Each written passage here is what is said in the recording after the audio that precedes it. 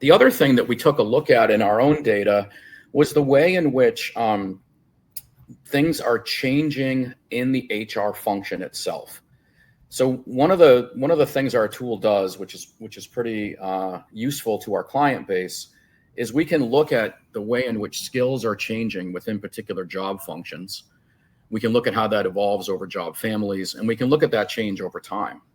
And so we thought we'd use that insight that we have to look at the HR function itself and really see what shifts have been occurring across the HR function and what kind of areas from a skill perspective are seeing additional investment or decline over the last, call it 6 years or so.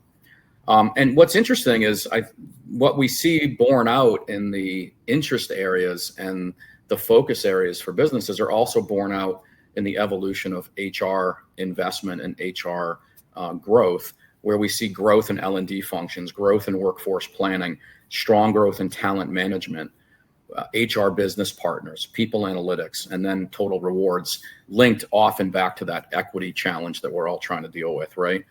And so I think as you look at this, it is both interesting from the standpoint of the degree to which this is sort of a reaction to the need to do more with data and to do more with strategic workforce planning and integrated talent management type of mindsets and better partnership with the business in the form of HR business partners. But I think it also is partly a reflection of the kind of growth we've seen over the last few years in people analytics technology and people analytics skill sets.